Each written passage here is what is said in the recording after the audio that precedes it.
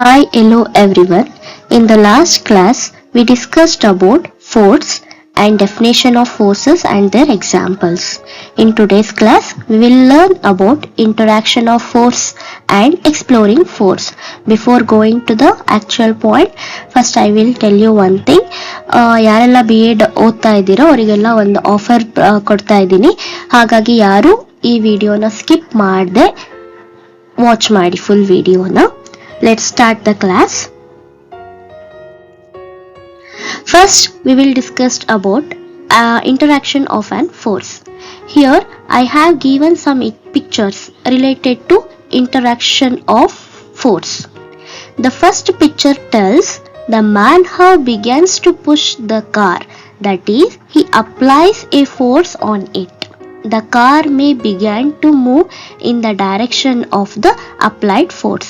Last ಕ್ಲಾಸಲ್ಲಿ ನಾವು ಹೇಳ್ದಂಗೆ ಯಾವುದೇ ಒಂದು ಸ್ಟೇಷನರಿ ಬಾಡಿ ತನ್ನಷ್ಟಕ್ಕೆ ತಾನೇ ಮೂವ್ ಆಗಲ್ಲ ಅಂತ ಹೇಳಿದ್ವಿ ಅಲ್ವಾ. ಹಾಗೆ ಫಸ್ಟ್ ಇಮೇಜಲ್ಲಿ ಅವನು ಜಸ್ಟ್ ಆಕ್ಷನ್ ತಗೊಂಡಿದ್ದಾನೆ, ಮೂವ್ ಮಾಡಿಲ್ಲ. ನೆಕ್ಸ್ಟ್ ಪಿಕ್ಚರಲ್ಲಿ ಏನು ಮಾಡಿದ್ದಾನೆ, ಅವನು ಪುಷ್ ಮಾಡ್ತಾ ಇದ್ದಾನೆ. The second picture tells both the girls appear to push each other while the pair of girls are trying to pull each other. First picture ಅಲ್ಲಿ ಏನ್ ಮಾಡ್ತಾ ಇದ್ದಾರೆ, ಗರ್ಲ್ಸ್ ಪುಲ್ ಮಾಡ್ತಾ ಇದ್ದಾರೆ, ಇಬ್ರು ಪುಷಿಂಗ್ ಮಾಡ್ತಾ ಇದ್ದಾರೆ. ಸೆಕೆಂಡ್ ಇಮೇಜ್ ಅಲ್ಲಿ ಪುಲ್ ಮಾಡ್ತಾ ಇದ್ದಾರೆ. ಹಾಗೆ picture 3 tells the cow and the man appears to pull each other. ಇಬ್ರು ಏನ್ ಮಾಡ್ತಾ ಇದ್ದಾರೆ, ಕೌ ಮತ್ತೆ ಮ್ಯಾನ್ ಇಬ್ರು ಪುಲ್ ಮಾಡ್ತಾ ಇದ್ದಾರೆ. You already know the definition of pull and push. So we can infer that at least two objects must interact for a force to come into play. Thus an interaction of one object with another object result in a force between the two objects. ಒಂದು force apply ಆಗಬೇಕು, move ಆಗಬೇಕು ಅಂತ ಹೇಳಿದ್ರೆ ಒಂದು object ಎರಡು objects ಇರಲೇಬೇಕು, interact ಆಗಲೇಬೇಕು. So force are due to an interaction. ಈ ಟಾಪಿಕ್ ಅರ್ಥ ಆಯ್ತು ಅಂತ ಅನ್ಕೊಂತೀನಿ. The next concept is exploring force. ಏನು ಎಕ್ಸ್ಪ್ಲೋರಿಂಗ್ ಫೋರ್ಸ್ ಅಂತ ಹೇಳಿದ್ರೆ ಏನು, ಇಲ್ಲಿ ಒಂದು ಆಕ್ಟಿವಿಟಿ ಕೊಟ್ಟಿದ್ದಾರೆ ನಿಮಗೆ. ಆಕ್ಟಿವಿಟಿಲಿ ಪಿಕ್ಚರ್ ಅಬ್ಸರ್ವ್ ಮಾಡಿ ಇದನ್ನ. Choose a heavy object like a table or a box which you can only by pushing hard. ಒಂದು ಹೆವಿ ಆಬ್ಜೆಕ್ಟ್ ತಗೊಂಡಿದ್ದಾರೆ, ಇಲ್ಲಿ ಒಬ್ರು ಪುಷ್ ಮಾಡ್ತಾ ಇದ್ದಾರೆ. Try to push it by yourself. ಅದನ್ನ ಒಬ್ರೇ ಪುಷ್ ಮಾಡೋದಕ್ಕೆ ಟ್ರೈ ಮಾಡಿ. ಆಗತ್ತಾ, ಪುಷ್ ಮಾಡೋದಿಕ್ಕಾಗತ್ತಾ ಅಂತ ನೋಡ್ಕೊಳ್ಳಿ. ಆಮೇಲೆ ನಾವು ask one of your friend pushing it in the same direction. ಇನ್ನೊಬ್ರು ಫ್ರೆಂಡ್ಸ್ ಹೆಲ್ಪ್ ತಗೊಂಡು ಇಬ್ರು ಸೇಮ್ ಡೈರೆಕ್ಷನ್ ಅಲ್ಲಿ ಪುಷ್ ಮಾಡೋದಕ್ಕೆ ಟ್ರೈ ಮಾಡಿ. ಈಸಿ ಆಗುತ್ತಾ ಅವಾಗ ಇಬ್ರು ಪುಷ್ ಮಾಡಿದ್ರೆ? Is it easier to move it ನಾವ್ push the same object but ask your friend to push it from the opposite side. ಅದೇ ಫ್ರೆಂಡಿಗೆ ಆಪೋಸಿಟ್ ಇಂದ ಪುಷ್ ಮಾಡೋದಕ್ಕೆ ಹೇಳಿ.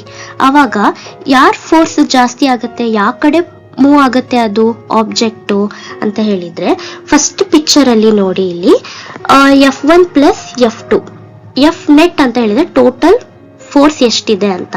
F1 ಮತ್ತೆ F2, ಪರ್ಸನ್ 1 ಅಂಡ್ ಪರ್ಸನ್ 2 ಅಂತ. F1 F2 ಅಂತ ಹೇಳಿದ್ರೆ F1 10 ನ್ಯೂಟನ್ ಫೋರ್ಸ್ ಅಷ್ಟು ಅಪ್ಲೈ ಮಾಡಿದ್ದಾನೆ. F2 person also 10 Newton force ನ ಅಪ್ಲೈ ಮಾಡಿದ್ದಾನೆ. ಸೇಮ್ ಡೈರೆಕ್ಷನ್ ಅಲ್ಲಿ ಫಸ್ಟ್ ಅವರು ಪುಷ್ ಮಾಡ್ತಾ ಇದ್ದಾರೆ. ಹಾಗಾಗಿ ಏನಾಗುತ್ತೆ ಅದು ಅಂತ ಹೇಳಿದ್ರೆ ಪಾಸಿಟಿವ್ ಆಗುತ್ತೆ. 10 ಪ್ಲಸ್ 10 ನ್ಯೂಟನ್ ಆಡ್ ಆದ್ರೆ 20 ನ್ಯೂಟನ್ ಆಗುತ್ತೆ, ಸೇಮ್ ಡೈರೆಕ್ಷನ್. ಅದೇ ಪಿಕ್ಚರ್ ಬಿ ಅಲ್ಲಿ ಏನಿದೆ, ಇಬ್ರು ಪರ್ಸನ್ ಏನ್ ಮಾಡ್ತಾ ಇದೆ, ಆಪೋಸಿಟ್ ಡೈರೆಕ್ಷನ್ ಅಲ್ಲಿ ಪುಷ್ ಮಾಡ್ತಾ ಇದ್ದಾರೆ. ಅವಾಗ ಏನಾಗಿದೆ, ಅದು ಆಪೋಸಿಟ್ ಡೈರೆಕ್ಷನ್ ಇರೋದ್ರಿಂದ F ಮೈನಸ್ F2 ಆಗಿದೆ. F1 ಎಷ್ಟು ಅಪ್ಲೈ ಮಾಡ್ತಾನೆ ಅಂದ್ರೆ 20 ಮಾಡಿದ್ರೆ F2 30 ಆಗತ್ತೆ. ಎರಡು ಮೈನಸ್ ಆಗಿ ಏನಾಗುತ್ತೆ, 20 ಮೈನಸ್ 30 ಏನಾಗುತ್ತೆ, ಮೈನಸ್ 10 ನ್ಯೂಟನ್ ಅಷ್ಟು ಆಗುತ್ತೆ. ನೆಗೆಟಿವ್ ಬಂತು ಅಲ್ವಾ, ಇಲ್ಲಿ ನೆಗೆಟಿವ್ ಮೈನಸ್ ಸೈನು ಬಂದಿದೆ. ನೆಕ್ಸ್ಟ್ ಆಕ್ಟಿವಿಟಿ ಏನ್ ಎಕ್ಸ್ಪ್ಲೇನ್ ಮಾಡುತ್ತೆ ಅಂತ ಹೇಳಿದ್ರೆ, ಆಕ್ಟಿವಿಟಿ 2 ಟಗ್ ಆಫ್ ವಾರ್ ಅಂತ ಹೇಳ್ತೀವಿ. ಈ ಗೇಮ್ ನೀವೆಲ್ಲ ಸ್ಕೂಲಲ್ಲಿ ಆಡಿರ್ತೀರಾ ಅಲ್ವಾ ಎಲ್ಲರೂ. ಏನ್ ಹೇಳುತ್ತೆ ಇದು ಆಕ್ಟಿವಿಟಿ 2 ಅಂತ ಹೇಳಿದ್ರೆ, force can add together or subtract from one another. Force applied on the object in the same direction add. ನಾನು ಲಾಸ್ಟ್ ಸ್ಲೈಡ್ ಅಲ್ಲಿ ನಿಮಗೆ ಹೇಳ್ದೆ ಅಲ್ವಾ, ಏನಾಗುತ್ತೆ ಅಂತ ಹೇಳಿದ್ರೆ, ಸೇಮ್ ಆಬ್ಜೆಕ್ಟ್ ನ ನೀವು ಒಂದೇ ಡೈರೆಕ್ಷನ್ ಅಲ್ಲಿ ಸೇಮ್ ಡೈರೆಕ್ಷನ್ ಪುಷ್ ಮಾಡಿದ್ರಿ ಅಂದ್ರೆ ಆಡ್ ಆಗುತ್ತೆ. ಅದೇ if the two forces act in the opposite direction on on object the net force acting on its the difference between the two forces. ಅದೇ negative ಆಯ್ತು ಅಲ್ವಾ, ಲಾಸ್ಟ್ ಸ್ಲೈಡ್ ಅಲ್ಲಿ ತೋರಿಸಿದೆ, F1 minus F2 ಆಗತ್ತೆ. So activity ಇದು activity 2. The strength of force is usually expressed by it's magnitude. ನಾವು force strength ನ ಯಾವ್ದ್ರಲ್ಲಿ ಎಕ್ಸ್ಪ್ರೆಸ್ ಮಾಡ್ತೀವಿ ಅಂತ ಹೇಳಿದ್ರೆ ಮ್ಯಾಗ್ನಿಟ್ಯೂಡ್ ಅಲ್ಲಿ ನಾವು ಮಾಡ್ತೀವಿ. ನಮ್ಗೆಲ್ಲರಿಗೂ ಗೊತ್ತು ಫಾರ್ಮುಲಾ ಫಾರ್ ಫೋರ್ಸ್ ಏನಾಗಿರುತ್ತೆ, F=ma ಆಗಿರುತ್ತೆ. ಎಫ್ ಅಂತ ಹೇಳಿದ್ರೆ ಎಷ್ಟು ಫೋರ್ಸ್ ಅಪ್ಲೈ ಮಾಡಿದೀವಿ, ಎಂ ಅಂದ್ರೆ ಒಂದು ಆಬ್ಜೆಕ್ಟ್ ಇಂದ ಅದ್ರ ಮಾಸ್ ವೇಟ್ ಎಷ್ಟಿದೆ ಅಂತ ಹೇಳಿ, ಎ ಅಂತ ಹೇಳಿದ್ರೆ ಏನು, ಆಕ್ಸಲರೇಷನ್ ಅಂತ ಹೇಳಿದ್ರೆ ಎಷ್ಟು ಫೋರ್ಸ್ ಅಪ್ಲೈ ಮಾಡಿ ಎಷ್ಟು ಮೂವ್ ಆಗಿದೆ ಅಂತ ಆಕ್ಸಲರೇಷನ್ ಇಂಡಿಕೇಟ್ ಮಾಡುತ್ತೆ. ಐ ಹೋಪ್ ಈ ವಿಡಿಯೋ ನಿಮಗೆ ಹೆಲ್ಪ್ ಆಗಿದೆ ಅನ್ಕೊಂತೀನಿ. ಏನ್ ಬಂಪರ್ ಆಫರ್ ಅಂತ ಹೇಳಿದ್ರೆ BEd ಸ್ಟೂಡೆಂಟ್ಸಿಗೆ ನಾನೇ ಪ್ರಿಪೇರ್ ಮಾಡಿರೋದು BEd ನೋಟ್ಸ್ ಅಲ್ಲಿ ಫಸ್ಟ್ ಸೆಮ್ ಇಂದ 4th ಸೆಮ್ ತನಕನು. ನಿಮ್ಗೆ ಏನಾದ್ರೂ ನೋಟ್ಸ್ ಬೇಕು ಅಂತ ಹೇಳಿದ್ರೆ ಕಮೆಂಟ್ ಮಾಡಿ, ನಾನು ನೆಕ್ಸ್ಟ್ ವಿಡಿಯೋ ಅಲ್ಲಿ ಅದು ಅಪ್ಲೋಡ್ ಮಾಡ್ತೀನಿ. Thank you once again. Do not forget to like and subscribe to our YouTube channel. Thank you once again.